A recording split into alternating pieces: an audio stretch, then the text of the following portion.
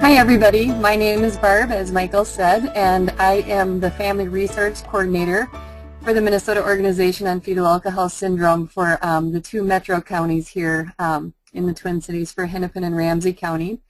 I am also a parent of a 13-year-old daughter who has a fetal alcohol spectrum disorder, so I live it and I work it, and I'm excited to be able to share some of my stories and experiences with everybody today. So I will get started with that. Oops. Okay, so what we're gonna be looking at today is, by the end of the presentation, you should be able to define FASD, list one symptom of FASD. You should be able to state some of the truths and some of the common myths that we hear about FASD, and describe a strategy that can help with someone who has an FASD. So that's what we're hoping by the end of this hour that we're spending together you'll be able to do. So what does FASD mean? Fetal alcohol spectrum disorders are a set of physical, behavioral, and cognitive disorders that are seen in individuals who are exposed to alcohol prenatally. It's a lifetime disability with brain injury that is permanent, and that's one of the things that I try to stress a lot with people when I'm doing trainings, whether it's in schools or with clinics, with doctors, social workers, everything, and just people who are working with our children and adults who have an FASD, is that they need to understand this is brain damage. And if we can kind of get everybody to recognize and understand that, we're usually a lot more patient with the people who are affected with this disorder. So it's also a broad range of characteristics that vary from person to person. You know, it is a spectrum disorder. It became that in the late 90s. When I went to college in the late 80s, I learned of fetal alcohol syndrome, FAS, and that still is something that people are very confused about what is actually on the spectrum under the umbrella of this diagnosis. And actually, FASD is not a diagnosis. The things listed here underneath this umbrella are the actual diagnoses of this spectrum disorder, but we'll talk a little bit about what the differences are here. So fetal alcohol syndrome is where people who have that actually have facial features, which I think I'll be showing you on some of the upcoming slides here, but they have facial features, growth deficiencies, and the central nervous system damage, the brain damage. Whereas the people below that FAS, it's got alcohol-related neurodevelopmental disorder, which we call ARND for short. And that is the majority of people who are on the spectrum have that, and it is an invisible disability. They don't have facial features, they don't have growth deficits generally, but they did receive the brain damage. And the people with ARND make up 90% of the people on the spectrum. So only 10% of people who receive the brain damage also receive the facial features and growth deficiencies that you need to get the FAS diagnosis. ARND actually replaced an old term that used to be used called fetal alcohol effect, FAE. That term is not supposed to be used anymore, although I'll still see it in some diagnostic reports and some medical reports and stuff. We still haven't done a great job of getting the word out to everybody in the medical and educational and social service community that ARND replaced FAE. But then there's also alcohol-related birth defects. Those are people who actually have received some internal organ damage, heart or kidneys or things like that. And then partial FAS, partial fetal alcohol syndrome, PFAS. That is somebody who maybe doesn't have all of the facial characteristics, but they'll have 2 of the 3, and so then they can get a partial fetal alcohol syndrome diagnosis. Fetal alcohol spectrum disorders are the leading known cause of preventable mental retardation in the United States.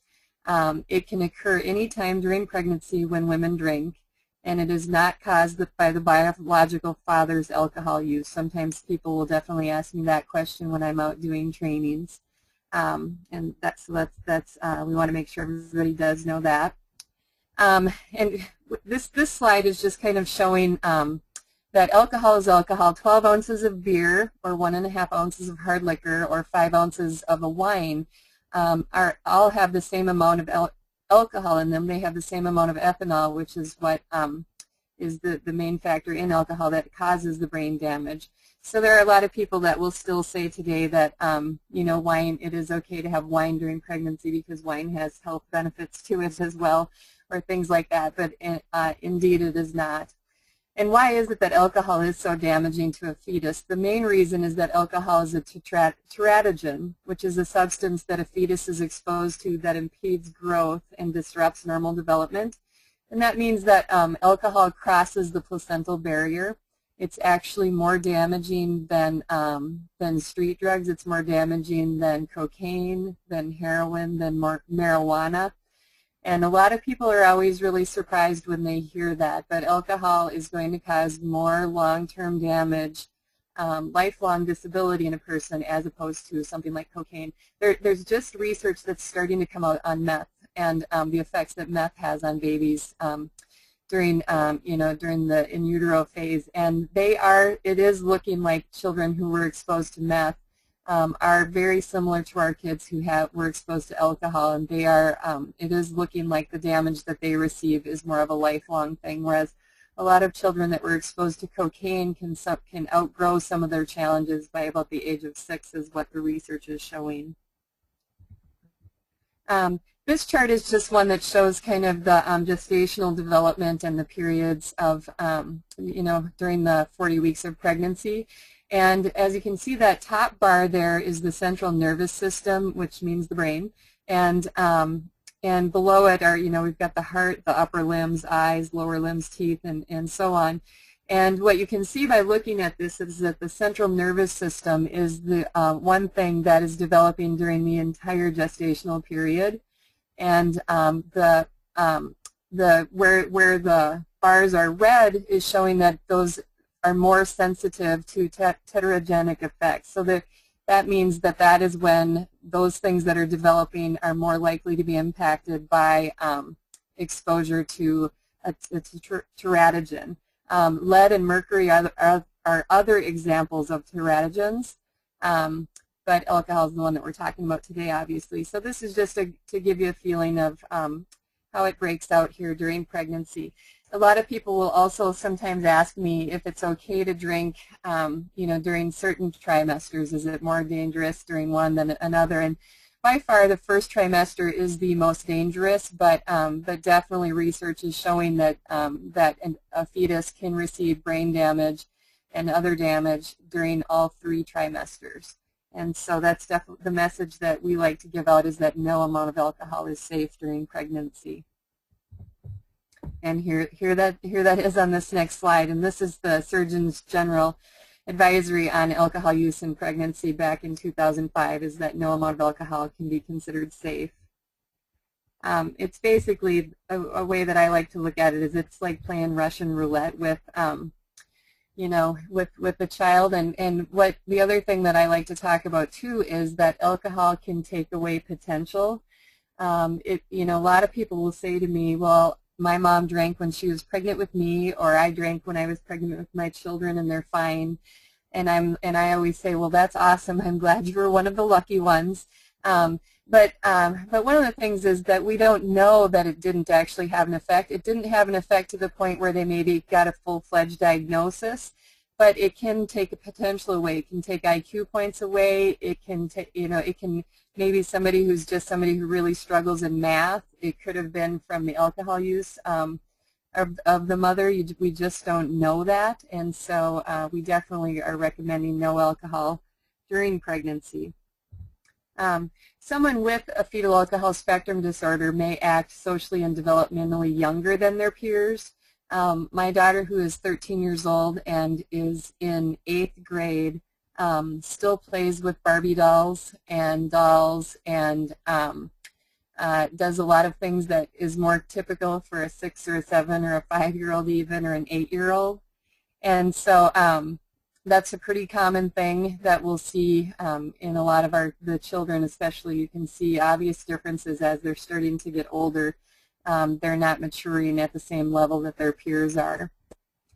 They often have slower processing pace, and it can take them a lot longer to understand or think of something.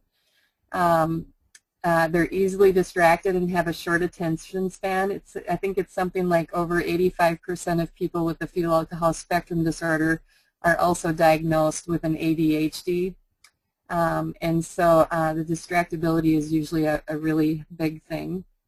Memory problems, a lot of them have different working memory or short-term memory, and their memory stuff can be very inconsistent, which can be really confusing to us adults who are working with them or living and loving with them, is that it's so inconsistent, their memory is. And part of the reason for that is that the corpus callosum is part of the brain that usually receives damage from the alcohol. And the corpus callosum helps our left and our right hemisphere to communicate with each other and transfer information back and forth. And so when that, sometimes in some kids they're completely missing the corpus callosum, and in some of them it's just more small and thin. And so the way that can impact somebody is if you're working with a child, for example, on memorizing multiplication tables, you know, what's 2 times 2, what's 2 times 3, and you're sitting there and you work with them for 20 minutes, 30 minutes, and they actually seem like they've got it and they're grasping it.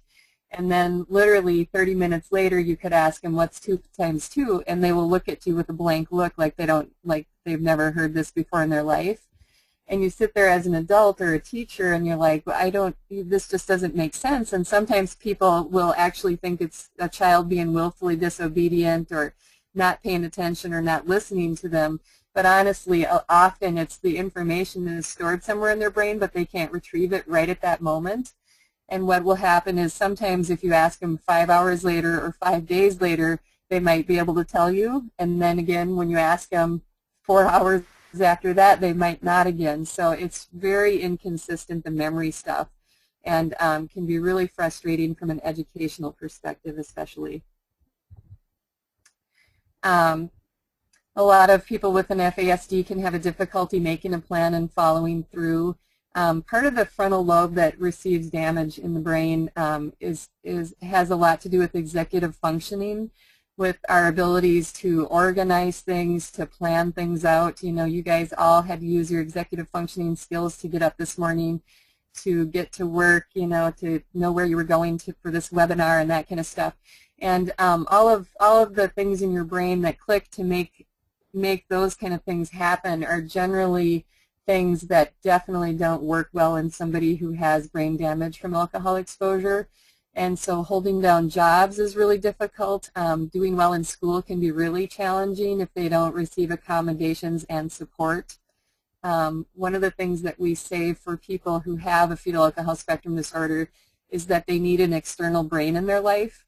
And that means another person or people in their life who are helping them with those areas that they have deficits in. So one of the really common issues with people with an FASD is that they don't understand time concepts. And so if you say to them, we're leaving in 15 minutes, they just have no concept of how long 15 minutes is, and or 5 minutes or an hour or 2 hours. And so you know, getting to work on time, getting to school on time is usually a really huge issue with our with these people. And also, so one of the things that we've done, that we've learned to do in our household, and that I've had the teachers in the school that works with my daughter, is we've gotten these sand timers that are about 1 foot tall that you can get online.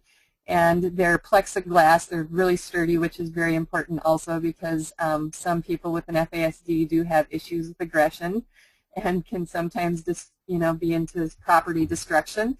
But anyway, so we have this really tall sand timer, and it has neon colored orange sand in it, and it's a 5-minute timer. And so when there's times when my daughter, when she's got earned some computer time or something like that, in the past I used to say, okay, honey, you've got 15 minutes left, or 5 minutes, or whatever the countdown was. And sure enough, no matter how much warning I gave her, when it was time to get off the computer, there was a meltdown, which often would lead to a rage and some not fun behavior, let's just say. And so when I finally started to realize, I think that she just really doesn't have a grasp of this, and we got these timers, and so I would just flip over this timer and set it next to the computer so she could visually see how much time she had left. And that's the other thing, is that the majority of people who have a fetal alcohol spectrum disorder are very visual learners, very concrete thinkers, and so abstract things do not work for them, and time is a very abstract thing. So that's made a huge difference with us for our daughter, and just trying to, you know, alleviate some of the meltdowns and stuff like that. A lot of people who have an FASD, there's actually a lot of similarities between autism and FASD, and there's actually some research that's going on. I'm not even sure where actually, but somebody's doing research on how often they actually think kids who are diagnosed with autism spectrum disorder actually have a fetal alcohol spectrum disorder. And in particular, they're looking at the kids who have Asperger's and are higher functioning. A lot of times, a lot of families that I work with, their children were first diagnosed with autism before they actually figured out that they were dealing with a fetal alcohol spectrum disorder. And but one of the very common things between autism and fetal alcohol issues is the sensory integration issues, being oversensitive to noises, lights, smells, temperatures, things like that. My daughter will not sit in a chair ever if she saw a crumb or a piece of food on that chair. And, you know, she's got a lot of weird little kind of sensory things like that. And we've had to buy, you know, special sheets for her bed because she, you know, certain sheets just don't feel right for her. So that's a real kind of common thing, and a lot of people with an FASD have a hard time with the fluorescent lights that we have in a lot of schools and offices. And then another thing is the predicting outcomes is something that can be really challenging, and part of that is because it's an abstract thing. And the cause and effect part of the frontal lobe, the part of our brain that helps us to say, oh, I did this today, and this is what happened, so I should know that's what's going to happen next time I do it.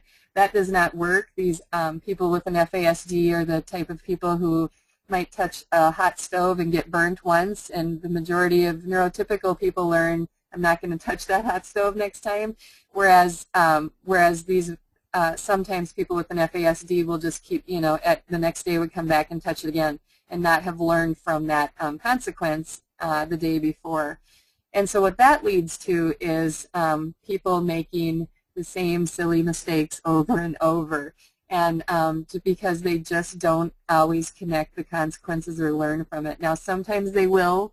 The majority of times they don't. And again, as a parent, a caregiver, a teacher, a child care worker, or something like that that's working, or, you know, or even as a boss, a work employment kind of situation or something, it is incredibly frustrating to be dealing with somebody who keeps making the same mistake over and over and over, and you've retaught them, and you've tried to think of the most creative consequences in the world, and it sometimes just doesn't seem like it matters because they're just not making those connections. And it's something that we all kind of fall into, you know, the struggles of that not learning from consequences.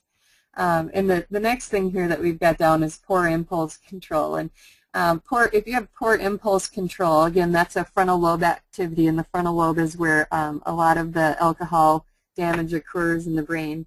If you have poor impulse control, that's going to lead to issues with stealing. A lot of our people with an FASD are repeat offenders in stealing, and it can start when they're children. My daughter, when she was 2 years old, she started stealing in the church nursery. And my other children have, you know, attempted that also, and we gave them a consequence and taught them it was wrong, and they learned to stop. That's a pretty normal, you know, developmental thing for toddlers to do. But my daughter with an FASD never learned to stop doing it. And to this day, you know, 11 years later, she still steals. And her favorite thing to steal is cell phones. She stole our school superintendent's cell phone 2 years ago, which I had to laugh at. But when she was in first grade, and we were actually, her stealing is what actually led us to the diagnosis of fetal alcohol spectrum disorder for her. when she was young, I knew there was something unique and quirky about her. She developmentally, she was on target. You know, she rolled over, she walked, she talked, she did everything when you're supposed to. She passed her preschool screening with flying colors when she was 3, but she was still just a very unique and spirited child. And when she was 6 and in 1st grade and was stealing at school just daily, and it was like really just, I was just mortified that I was the parent of the child who's stealing all the time, and kept getting these phone calls from the school. And so after 4 school days in a row of stealing, I finally said to her one night, my husband and I, you know, each night we're giving her a consequence and talking with her about the seriousness of this. And the one night then we said, okay, honey, if you steal tomorrow, Mom and Dad are going to throw your blankie away. And she had, you know, her baby blankie that she drug around everywhere like Linus. And we were like, do you understand? And she said, yes, Mom, yes, Dad, I understand, and I'm so sorry, and I'm not going to do it again. And the next day she went to school, and she came home, and she had stolen a $10 bill, which was kind of the highest value item she had stolen. The other things had been stuff from kids' desks or some pencils from the teacher's desk or stuff like that. But she came home with the $10 bill. And we threw her blankie away, and she never saw it again. And she went to school the next Monday, and she stole again. And my husband and I were just flabbergasted. We were just like, we had no idea what in the world we were doing wrong and what we could do differently to get her to stop stealing. So I went to school, and I was talking to the school psychologist about it, who had been dealing with us with all of these issues. And she was saying, you know, I just have no idea what to tell you, Barb. She said, we don't see this usually in kids who have enough stuff. We'll see it in kids who are living in shelters and just don't have enough things, but we don't see it very often outside of that. And I was like, well, thanks very much for your help. and I went home, and I got on my friend Google, and I started Googling childhood stealing, issues with children stealing, and all these different phrases. And all of a sudden I came to a list of behaviors for alcohol-related neurodevelopmental disorder. And lo and behold, she had every single one of them. And I just never had known that you could have the brain damage from alcohol exposure without having the facial features and generally a lower IQ. A lot of people who have the full-fledged FAS diagnosis, their IQs often tend to be below 70, which is borderline. And so when I went to college, that's what I learned. So I just did not know about this invisible disability. And we did know that her birth mother had drank, you know, she had admitted to some minor alcohol use during pregnancy. And so we kind of knew right away what we were dealing with. And it really helped us to actually, you know, get the diagnosis and to start to learn as much as we could about FASD. Because, you know, now it's not that I don't try to teach her that stealing is wrong and that she shouldn't steal. We're always trying to teach that. We talk about it daily, as a matter of fact. But when she does steal now, it doesn't freak me out. I'm not mortified anymore. As I said, I laughed when she stole the superintendent's cell phone. Not in front of her. I'm not that bad of a parent. I didn't laugh in front of her. But I, you know, we deal with it differently. I actually, the situation we have with her nowadays is when I find something that she has stolen, I bring it to her and I say, honey, who do I need to get this back to? And if she tells me, she won't get a consequence. If she doesn't tell me right away, and if she makes me play the detective game, which I've done so many times in the last, you know, 10 years or so, it's not even funny. But if she tells me, then there's no consequence. And the majority of the time now she does tell me, and then we still talk about it and talk about how it was wrong and how that made the person feel who lost their item and that kind of stuff. But it's just a whole different kind of thing now. Another thing that people with an FASD have a hard time with is generalizing. And so being able to, you know, take a situation that is similar and apply it to another situation, that's a very abstract concept again. An example of that is, so you can tell maybe my daughter's obsessed with cell phones and wants one, but because of so many behavioral issues, it just doesn't make sense.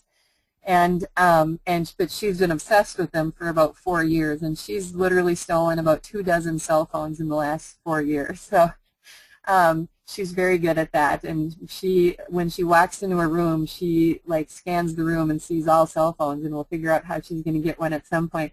But so she's been also begging for us to buy her one and that kind of stuff. And she would open up the Sunday newspaper and pull out the Best Buy ad and be like, "Mom, look, here's a free cell phone," because it says they're free. And so I would sit down with her, and I was really, having some really good parenting moments where I was explaining, "Oh, yeah, I see that, honey, but do you see this smaller print? Here's what this says. You have to sign a 2-year contract with them." And then I get out the notebook, and I start making it into a math lesson. And, I'm like, so let's say it's $50 for, 2 years. How many months is in a year? And do we do all of that? And we come out with how much it would actually end up costing.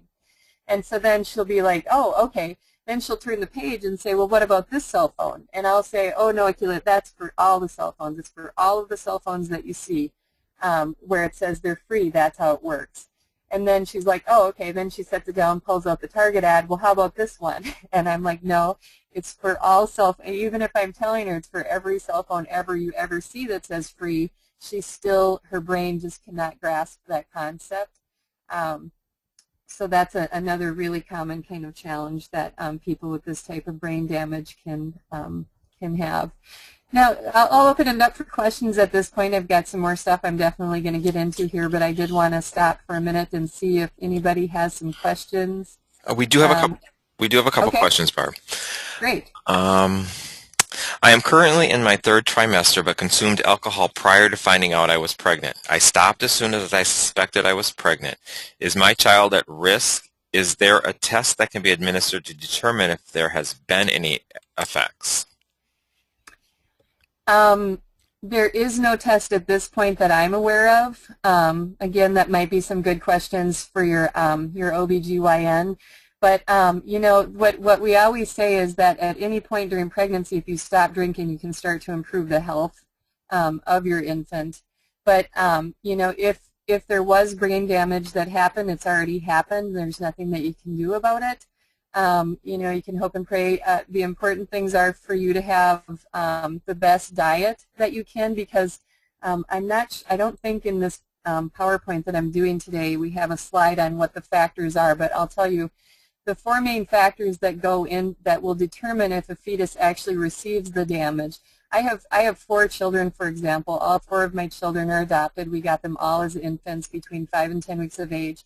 And all 4 of them were prenatally exposed to alcohol. They're from different states, different bio families, but they were all exposed to alcohol during pregnancy, and only one of them has an FASD. The other 3 are doing great. So the factors that go into it is, number 1, the timing of the exposure and the amount of the alcohol. So if it was heavy drinking, there's more likely. There's a higher possibility of damage being received. So the timing of the exposure, the first trimester, unfortunately, is the most dangerous. But again, your baby could be fine. You just won't know for years, and that's a hard thing. The other things that go into it, though, are the resiliency of the fetus. So all of us have different immune systems. Even now, I hardly ever catch a cold. My husband gets every cold there is.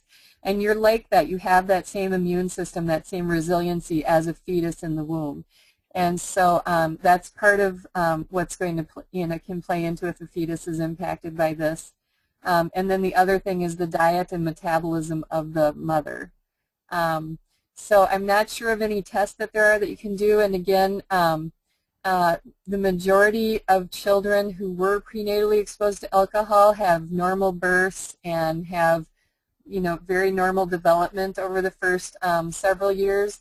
There are some different red flags and stuff like that you could watch for in a couple of years, and they're listed on the MoFast website. And if you kind of do some Google searches on FASD red flags, you can be familiar with that.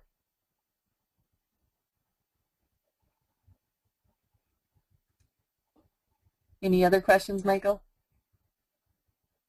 Sorry. How is Hello? Sorry. How is Okay. How is FASD diagnosed, and how is it differentiated from other possible diagnoses such as ASD? You know, the one thing for a diagnosis of a fetal alcohol spectrum disorder is that one of the things that they almost always have to have is confirmation of alcohol exposure. And so if there's a combination of central nervous system, CNS damage, so that they do neuropsych testing, and so they do this whole battery of neuropsych testing with a child or an adult to see where they have deficits and strengths in as far as their learning process, their comprehension, their working processing memory stuff, and all of those different things. So if they fit the bill on having the cognitive challenges and there's confirmation of prenatal alcohol exposure, those are kind of the two main things. To get the FAS diagnosis, they have to have 3 facial features. The facial features are having a smooth philtrum, which is the bump that's kind of underneath your nose and between your lips and your nose. There's usually a ridge or a bump there. And if that's smooth, that's one of the facial features. And I always like to make sure I say, though, that not everybody who has a smooth philtrum has an FASD. It's not the only thing that can cause that. So that's just something to make sure you know, too. But a thin upper lip is the second facial feature. And then the other thing is, the third facial feature is having small eye openings. So they call it small palpebral fissures. And the reason for that is that generally in most people who have an FASD, especially if they have FAS, the fetal alcohol syndrome, they have their brain is smaller. Is one of the things that how the alcohol impacts it. So so when your brain is smaller, your eyes are smaller because technically they are a part of your brain. So those are the 3 facial features, but also to get the FAS diagnosis, they also have to have had growth deficiencies, growth deficits, at some point in their life. It had to be below the 10th percentile.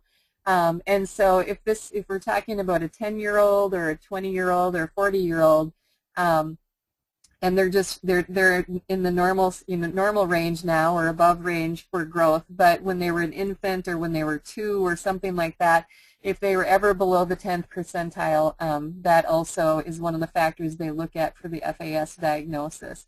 You can get a diagnosis of fetal alcohol syndrome without prenatal alcohol confirmation of the exposure, because the doctors have decided that if you have all of 3 facial features, growth deficits, and the cognitive challenges of CNS damage, that it's obvious that there was alcohol exposure, and so they don't have to have the confirmation then.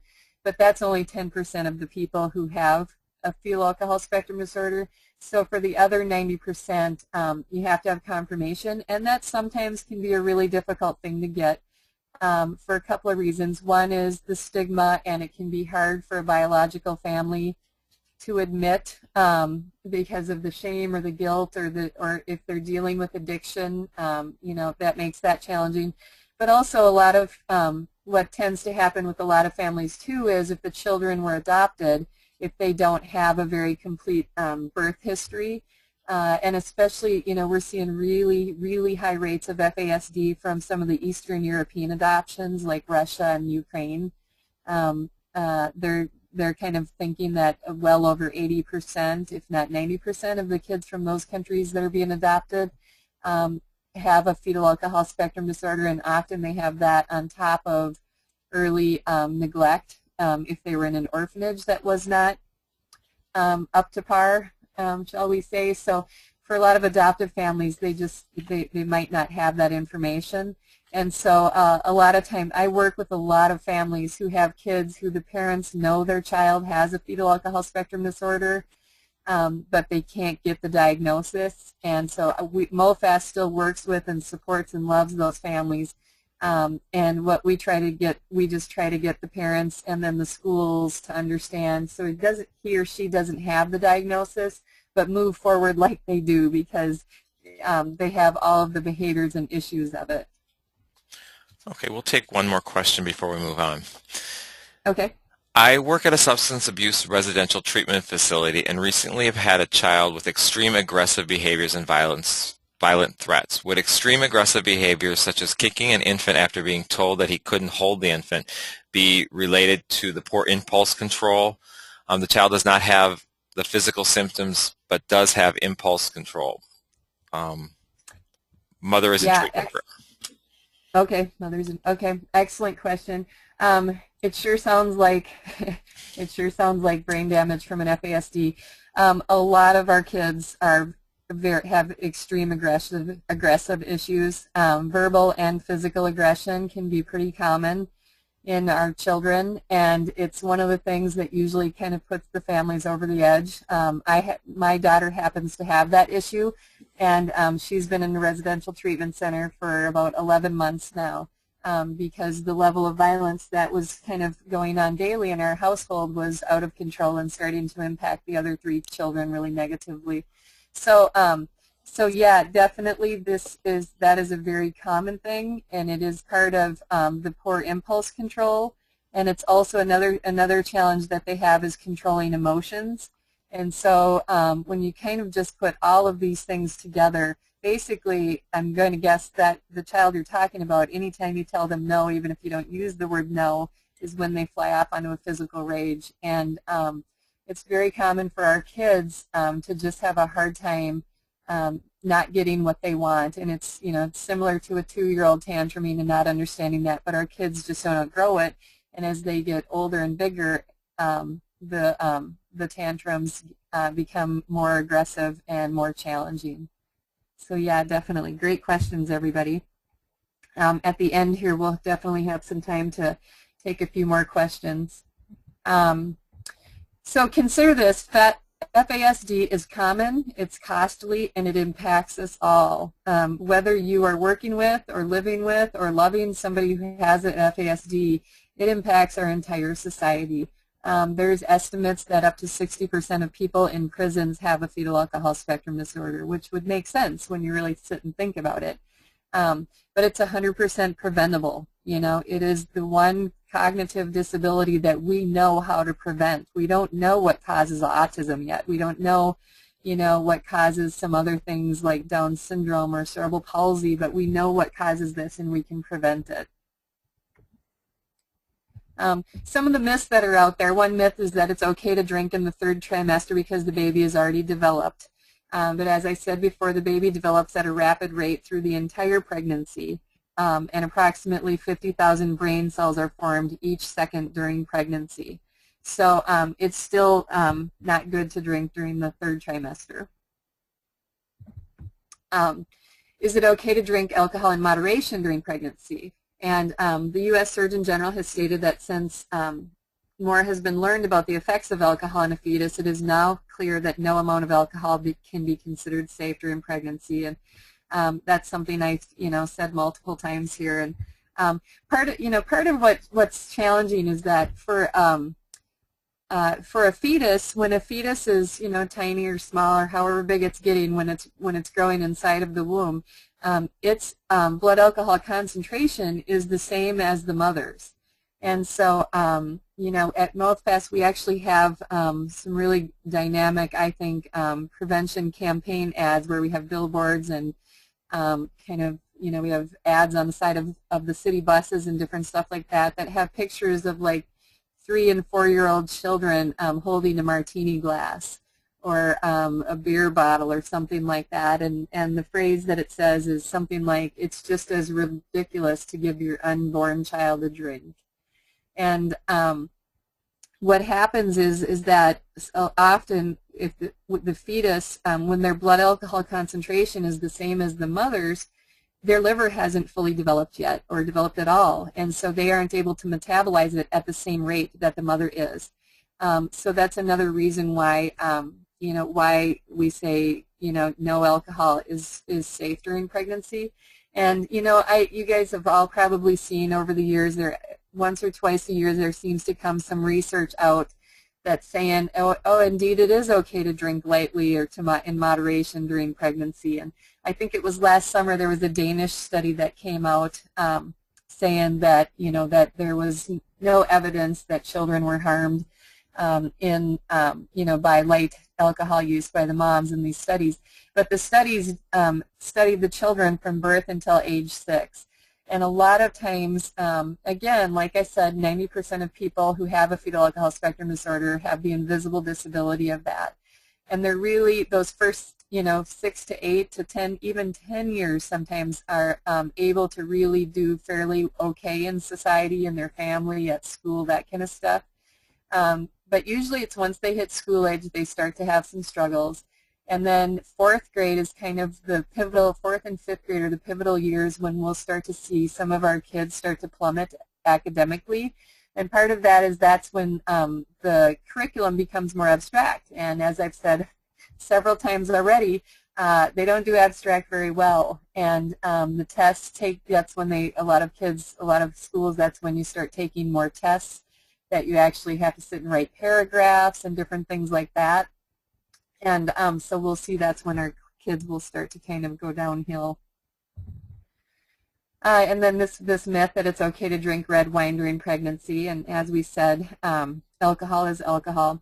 One of the things that's interesting is that, the CDC defines binge drinking as 4 drinks during a 2-hour period for women and 5 drinks during a 2-hour period for men. So if you think about it, like for women, that's 1 drink a quarter during the Super Bowl or during a football game, 1 beer a quarter. And technically that's binge drinking, and that's where there is a possibility for much higher, percentage of the likelihood of damage is higher then. And, I also think in today's society we're into some of these fancy drinks, the Sex in the City, I think they drink Cosmos or Cosmopolitan, something like that. Chocolate martinis, I have friends who love those. Well, a lot of those drinks have 2.5 or 3 shots of liquor in them in one drink. So a lot of times people just aren't aware of, how much they actually are drinking. So as I said before, no amount of alcohol consumption can be considered safe during pregnancy.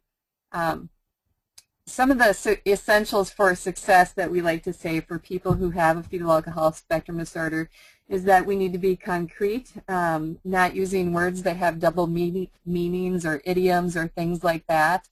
And, there's a lot of different phrases that we use in society that can really confuse our people with an FASD, saying something like a slap on the wrist. Well, they think you're literally going to slap them on the wrist.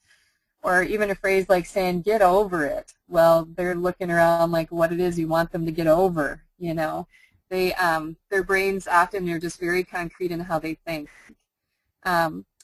Being consistent is very important. They have a difficulty with the generalized learning, as I said, and so they do really well in environments that have few changes.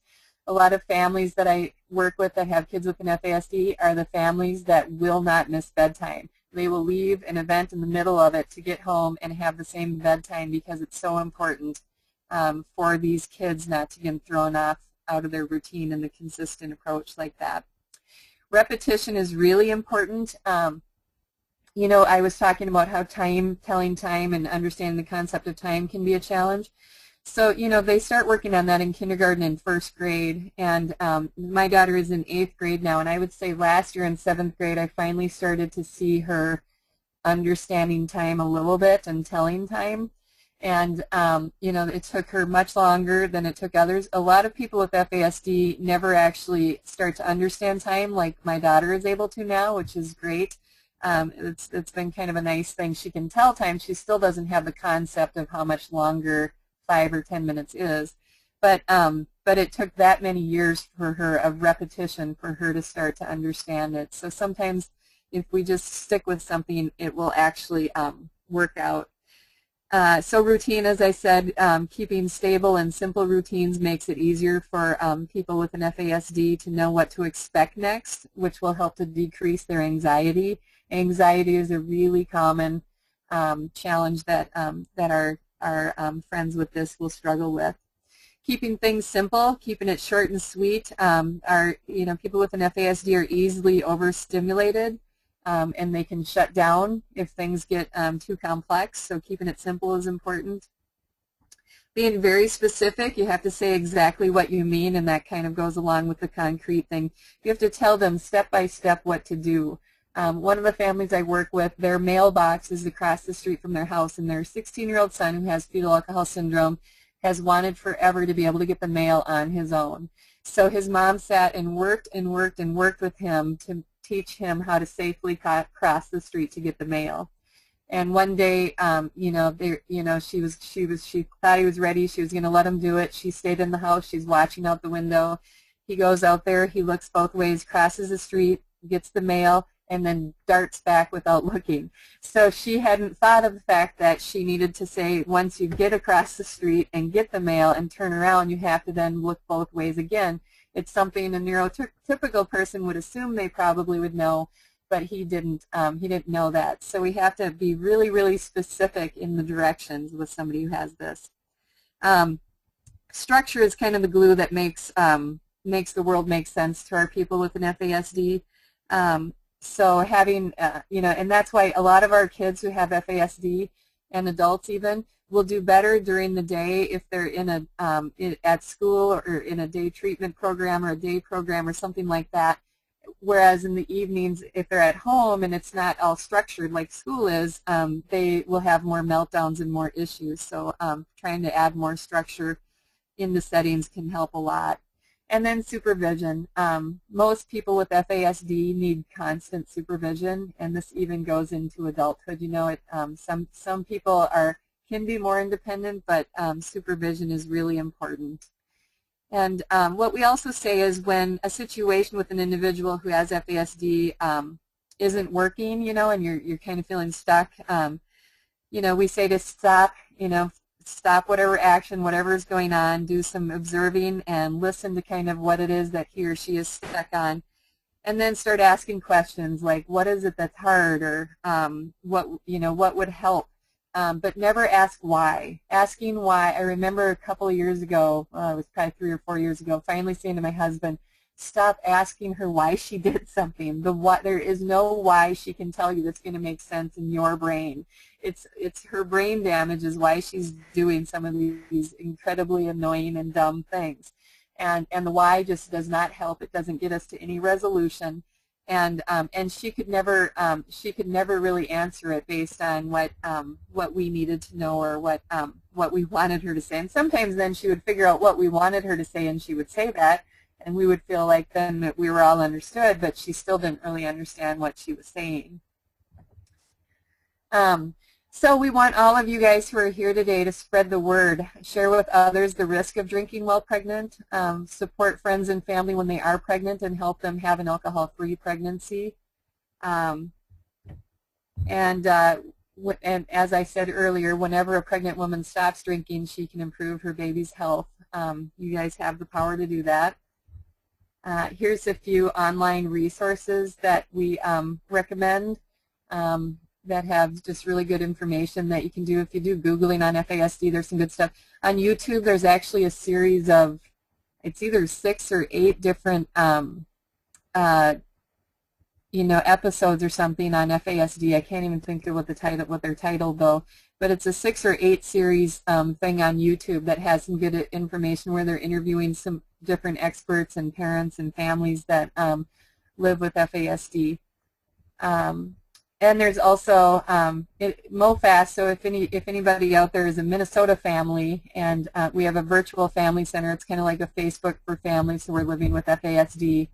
It's one of the things we have for Minnesota families, but I know we have some people across the country here. FASLink is also a great resource, and they actually have a listserv that you can sign up for.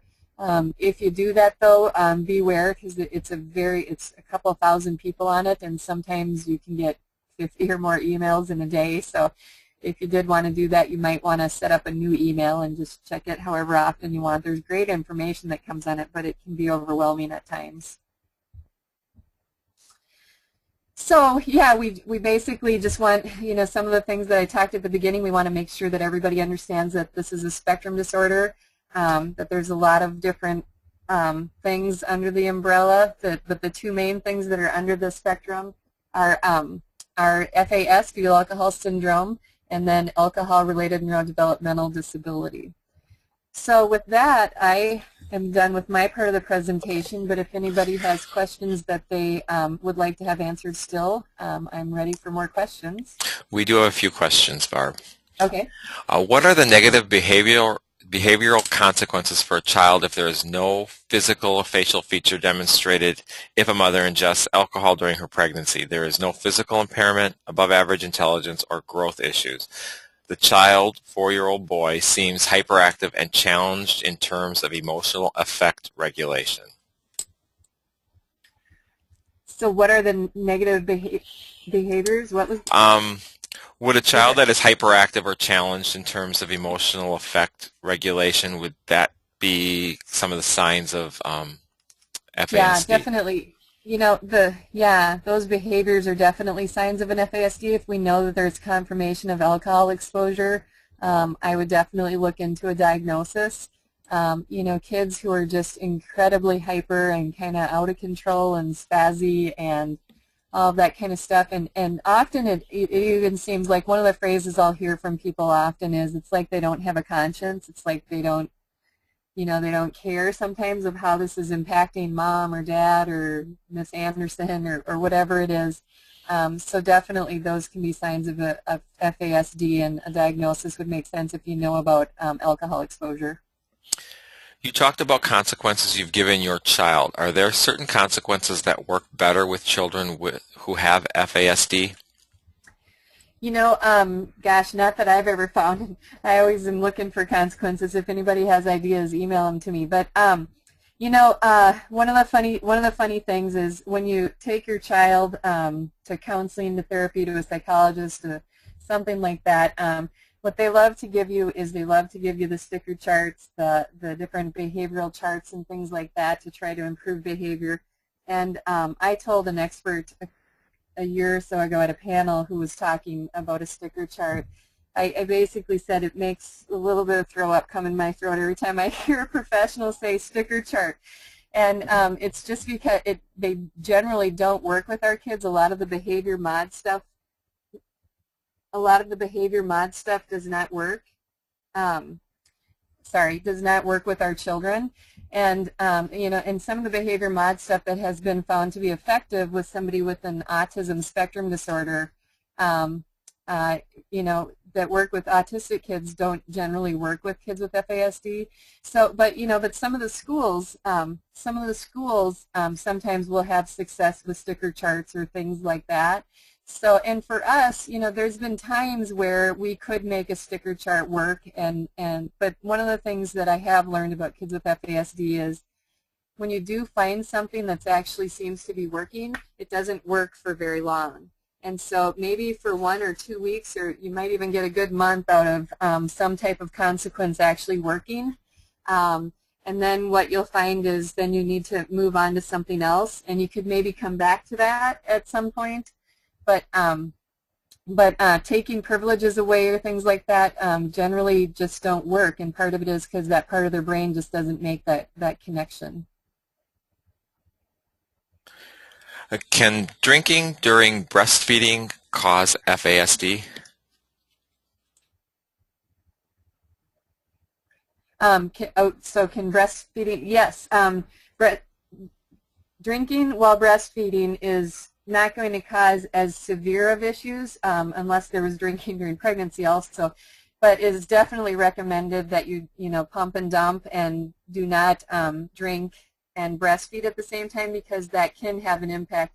We know that kids' brains are developing really at rapid rates, between birth and, during utero obviously, but then even between birth and age 2, they're developing at a very rapid rate. So alcohol, in breastfeeding can also have a negative impact on the children, yes. Those are all the questions we have today, Barb. Okay, super. Thanks, everybody.